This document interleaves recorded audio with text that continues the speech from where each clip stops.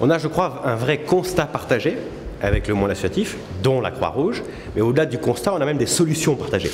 Donc on a réussi à se mettre d'accord sur une vingtaine de propositions avec l'ensemble du monde associatif, avec le collectif des associations, les 31, pour effectivement changer complètement de logique. Se dire qu'en gros, il faut qu'on crée un vrai pilotage du système et une meilleure coordination de l'ensemble des acteurs du système.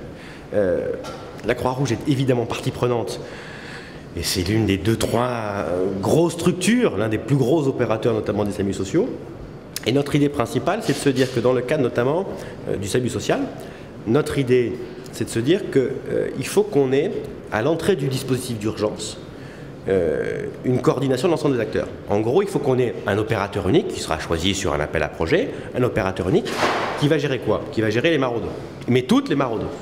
Pas simplement celle de son association, qui va coordonner toutes les maraudes montées par toutes les assos, qui va gérer le 115 bien sûr, qui va gérer l'ensemble des places d'urgence, pas simplement les siennes là encore, mais l'ensemble des places d'urgence de toutes les associations. Idem pour les accueils de jour, pour qu'on ait une visibilité globale sur le dispositif. Ça c'est vraiment pour que les sans-abri rentrent dans un dispositif coordonné, où on a une visibilité globale surtout et une coordination de tout de suite.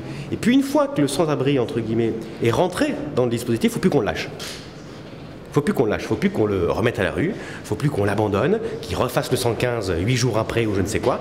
Il faut qu'on organise le suivi et qu'on crée le parcours individualisé pour les uns et les autres. C'est vraiment ça le message qu'on souhaitait passer aujourd'hui avec les associations.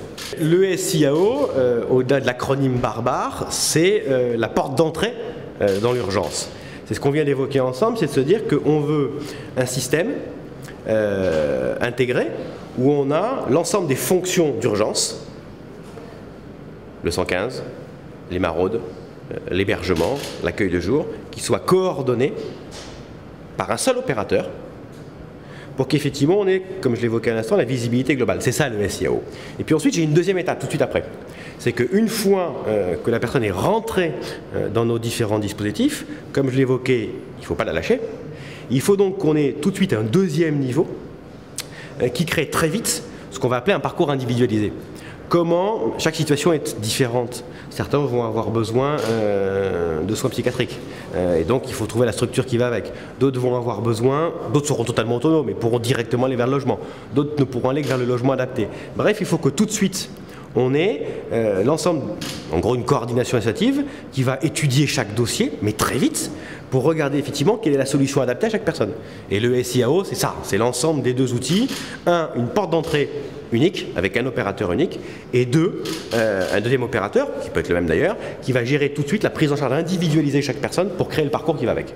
L'accès au logement d'abord, avant même tout dispositif d'hébergement si c'est possible, c'est une évidence, enfin c'était pas si évident que ça d'ailleurs, mais c'est évidemment le parcours que l'on va mettre en place et qu'on veut créer. La prévention est absolument indispensable. Aujourd'hui, l'une des difficultés, et c'est la responsabilité de l'État, qui n'a pas su de ce point de vue-là bien faire son boulot, c'est d'avoir une meilleure prise en charge interministérielle des choses. Quand vous avez un sortant de prison et que, grosso modo, du jour au lendemain, quand il sort de prison, on ne sait pas ce qui devient, on n'a pas prévu d'hébergement, on n'a pas trouvé de solution, on n'a pas organisé la solution, ben c'est potentiellement quelqu'un qui se retrouve à la rue. Quand vous avez quelqu'un qui sort d'un hôpital psychiatrique, même chose. Quand vous avez un jeune qui du jour au lendemain passe de 17 ans, 11 mois et 29 jours à 18 ans, eh bien celui-là il est plus pris en charge par le département, mais par l'État.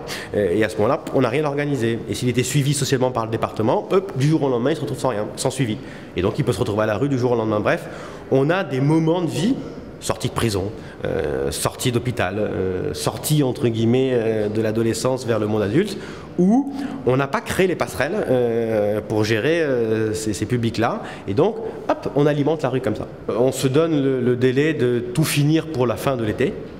Je suis optimiste parce que je crois qu'on a une vraie volonté commune entre les mondes associatifs et nous. Ça ne veut pas dire qu'on est d'accord sur tout, ça ne veut pas dire qu'on ne va pas chamailler de temps en temps et qu'on sera à 100% d'accord sur tout, mais ça veut dire que l'équation globale est partagée par tout le monde. Et en termes de constat, ce qui est une première chose, mais surtout en termes de solutions. Quand vous avez un constat partagé et des solutions partagées, on va pouvoir avancer quand même dans la bonne direction, même s'il y aura toujours des désaccords, même s'il y aura toujours des points sur lesquels on ne se retrouvera pas. Ce n'est pas le drame, on est quand même d'accord sur 95%.